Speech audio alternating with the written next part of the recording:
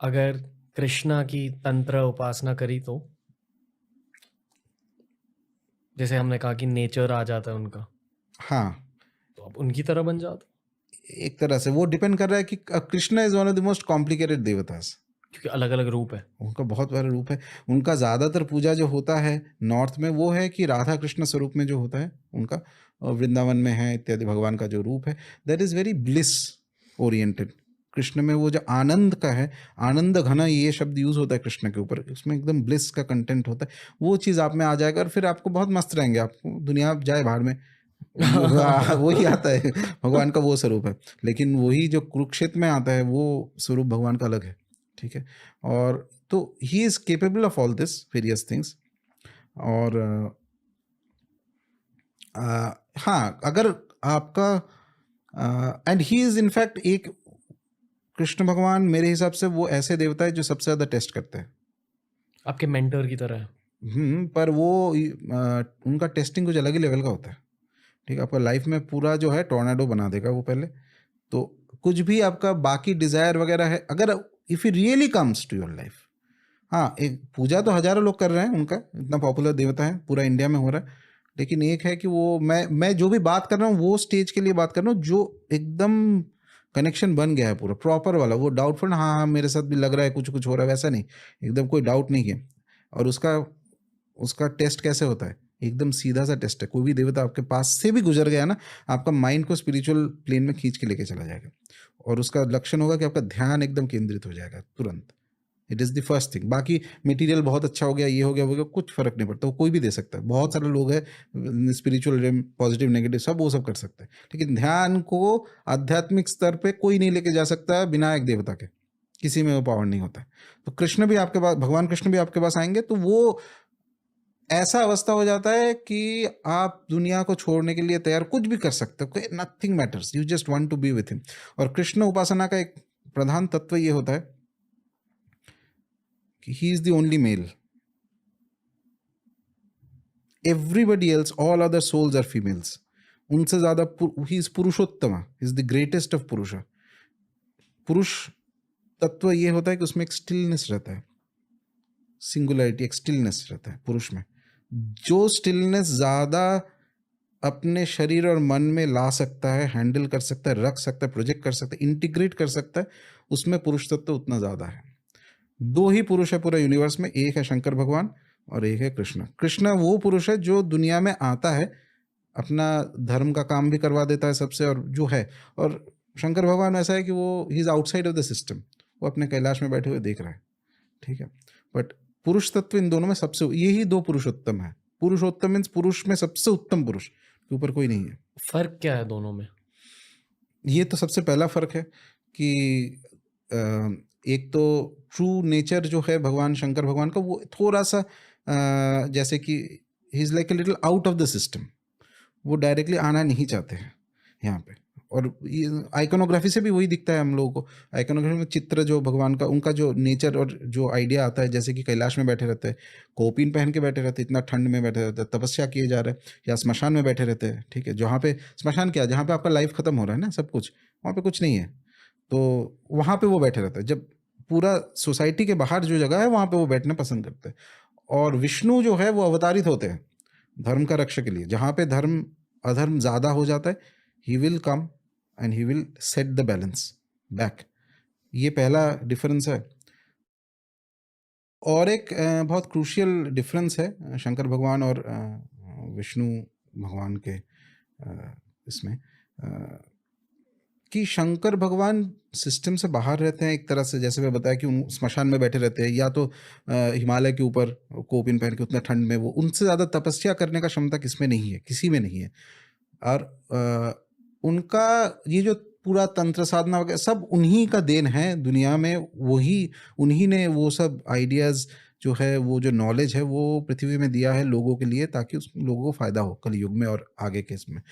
एक ये है। दूसरा है कि उनका तपस्या जो भी करता है, अगर उनको प्रसन्न किया जा सकता है, तो चाहे आप पॉजिटिव हो या नेगेटिव हो फंडामेंटली, फिर भी वो आपको ब्लेसिंग दे देंगे। भोलेनाथ। भोलेनाथ एक तरह से, ठीक है, एक तरह से। हाँ, इसमें इंटरेस्टिंग ये है कि उनका वो समाधि में रहते हैं 24/7, लेकिन हमारे तरह समाधि नहीं।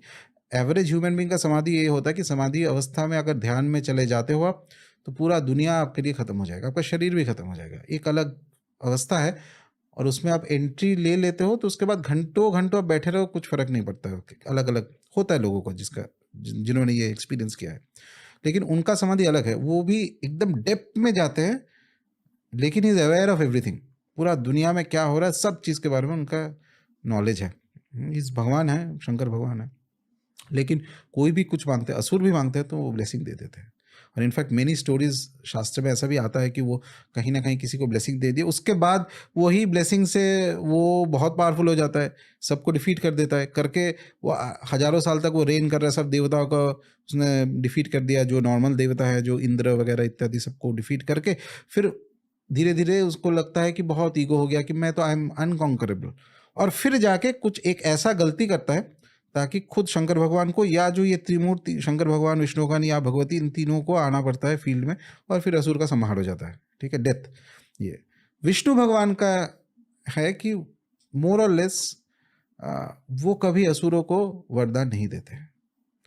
जो वो इसीलिए एक कारण भी है कि धर्म का प्रधान देवता एक तरह से माना जाए तो ज़्यादा पॉपुलैरिटी में भी, और पॉपुलैरिटी की बात नहीं कर रहा हूँ, ये फिर गलत लोग मीनिंग इसमें ले लेगा, वो शैव विष्णु फाइटिंग में नहीं जाना है। I admire both of them very much, and but वो उनका ब्लेसिंग नॉर्मली अधर्म जिसका है उसमें नहीं आता है। ठीक है, जो अधर्म के रास्ते में है या कहीं भी अंदर वाइब्रेशन है अधर्म का, उनको ब्लेसिंग नहीं देते हैं। And he is very intelligent in giving the blessings, and he is a master. Vishnu, भगवान Vishnu is a master in destroying asuras. उनका हम लोग एक थोड़ा सा इमेज बना दिया है भगवान कृष्ण का कि वो रासलीला में है। रासलीला तो एक तत्व है, बहुत कॉम्प्लिकेटेड है, इसको आम जनता के लिए नहीं है वो चीज़। वो जो साधक है उस स्तर में जाता है, उसमें होता है वो एक शक्ति आपके दिमाग में चला जाएगा ना, आपके शरीर के अंदर सब नदी they will start dancing, it is like the gopis, और वो एकदम ब्लिस है, अलग चीज़ होता है। लेकिन वो कभी असुरों को नहीं देते, नेगेटिव चीज़ों को कभी नहीं देते, असुर को संहार करते। और वर्ल्ड में, in the world of human beings, उसमें अगर आपको स्पिरिचुअल परिवर्तन लाना है तो कहीं ना कहीं, चाहे कोई भी किसी का भी पूजा करे, कहीं ना कहीं विष्णु का ब्लेसिंग, विष्णु भगवान का ब्लेसिंग एकदम मैंडेटरी है। बिना इसके आप नहीं कर पाएंगे, क्योंकि ही इज उनका और एक नाम है नारायण। नारायण शब्द में ही इसका आंसर है, नर प्लस आयन। आयन मीन्स जो पाथ है, नर means human being. Human being को जिस रास्ते से जाना है उसी रास्ते का गोल है नारायण, एक तरह से। ठीक है, तो और स्पिरिचुअल एंगल में देखा जाए, इंटरनल स्पिरिचुअलिटी में देखा जाए, तंत्र के हिसाब से, तो विष्णु भगवान का जो एक्चुअल साधना, उनका जो एक्सपीरियंस है, एक व्यक्ति को तभी आता है जब कुंडलिनी अनाहत और ऊपर जाता है, उसके पहले नहीं आएगा। अर्थात आपके जो नीचे वाला चक्र है ना, ये 3 का, पहले मूलाधार है, स्वादिष्ठान है, मणिपुर है, सब गड़बड़ इसी में है। अच्छा भी बुरा भी सब है, जितना असुर से लेके जितना ये है, सब एवरीथिंग इज इन दिस 3। ठीक है, तो वो तो उस तीनों में तो देते ही नहीं है ब्लेसिंग। आप ये ट्रांसेंड करके ऊपर अनाहत तक पहुंचेंगे, then only you have direct communion with him. वो ही इज गोइंग टू कम, आपके जीवन में आएंगे, और फिर आपका स्पिरिचुअल प्रोग्रेस होता रहेगा। बेसिकली आदमी को संत बना देगा, एकदम सिंपल बात है। वो यही चाहते हैं। वो अगर किसी के लाइफ में आए ना, तो ऐसा अवस्था करेगा कि बाद में आपके पास कुछ नहीं रहेगा सिवाय उनके। That is his philosophy in life, एकदम स्ट्रेट फॉरवर्ड। तो मुझे एग्जाम पास होना है, ये होना है, वो होना है, अच्छी बात है, आपका ग्रह दशा अच्छा होगा, पास हो जाएंगे, लेकिन उनको फर्क नहीं पड़ता इस सब चीज़ से। That is one thing. और उनके अवतार का जो पूजा होता है वो ज़्यादा जल्दी रिजल्ट देता है। पारा विष्णु जिसको कहा जाता है वैष्णव तत्व में, जो हाईएस्ट फॉर्म ऑफ विष्णु, उनका सिद्धि मिलना असंभव है, क्योंकि वो आएंगे ही नहीं जब तक, वो एक व्यक्ति के लिए नहीं है। वो जहाँ पे धर्म अधर्म का बैलेंस एकदम बिगड़ गया, तभी वो अवतारित होंगे। और वो उस समय पे कोई कॉल करे या ना करे, कुछ फर्क नहीं पड़ता। और गीता में यही भगवान बोल रहे हैं कि जब साधु लोग जो है उनको त्रास दिया जाता है, उनका प्रॉब्लम, अधर्म उनके ऊपर ज़्यादा पावरफुल हो जाता है, एक ओवरऑल बैलेंस बिगड़ गया, एक आध जन के लिए नहीं, पूरा वर्ल्ड में। दैट इज व्हेन वो, आप फिर बुलाइए ना बुलाइए, वो आएंगे ही, और आके पूरा चीज जो है पूरा रेवोल्यूशन कर देंगे। राम जी की तांत्रिक पूजा होती है? तांत्रिक पूजा इन द सेंस कि तंत्र में उनका मंत्र है, हनुमान जी का है, कृष्ण का है, कृष्ण भगवान का है, राधा का है, सब है, श्री राम का है। श्री राम का भी है, एकदम है, बहुत सारे Okay. मंत्र है, तांत्रिक मंत्र है, तांत्रिक मंत्र। लेकिन हाँ, ये जो है पूजा दक्षिणाचार पद्धति में होगा। दक्षिणाचार मतलब तंत्र में 2 बेसिक आचार है, वामाचार जहाँ पे आप पंचमकर आप लाते हो, मीट वगैरह इत्यादि आता, वो सब नहीं आएगा इस पूजा में। दक्षिणाचार में जहाँ पे आप ये सब नहीं यूज होता है, बाकी तंत्र के बाकी सब चीज़ अलाउड है, मंत्र वगैरह, न्यास इत्यादि, बैठने का तरीका, आचमन, सब कुछ है, सिर्फ वो मीट, अल्कोहल, ये सब चीज़ यूज़ नहीं होगा। उस पद्धति में आप भगवान राम का पूजा कर सकते हो और बहुत बढ़िया रिजल्ट आता है। वो मंत्र आप कोई करता है, लेकिन लाखों जप करना पड़ता है उसका। आप कह सकते हो मंत्र कि नहीं, नहीं, मैं नहीं नहीं है। बताऊंगा, बट एक बार मैंने किया था उनका। It okay is very beautiful, okay it is extremely powerful. Okay. ऐसे भी आप अगर कुछ ना जानते ना, उनका पूजा तो एक तरह से उतना कठिन भी नहीं है। तंत्र छोड़ दीजिए, तंत्र तो एक ये हो गया मंत्र का, ये इत्यादि। जैसे अगर कोई सिर्फ राम नाम ही जप करता रहता है, और बट यही है कि इंटेंसिटी करना पड़ेगा। 5 मिनट दिन में करने से कुछ नहीं होने वाला है। आप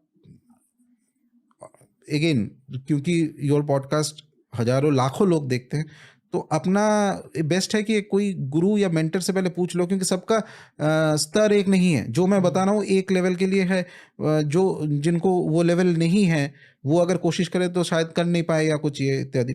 तो कोई अगर वैष्णव साधना बहुत इंटेंसली कर रहा है, उनमें वो कैपेसिटी है, तो 3-4 दिन अगर कोई अपने आप को यू क्लोज योर सेल्फ, ठीक है, या 7 दिन 8 दिन, 1 हफ्ता, किसी से मिलना नहीं है, खाना एकदम सात्विक, सात्विक मतलब लाइट, वो वेजिटेरियन भी नहीं, मैं बोल रहा हूँ कि वो जैसे प्रसाद है, नैवेद्यम टाइप का खाना होता है ना, वो एकदम लाइटेस्ट ऑफ द फूड। और ज़्यादा से ज़्यादा आपका स्टमक 1/2 या 3/4 से ज़्यादा नहीं भरा होना चाहिए।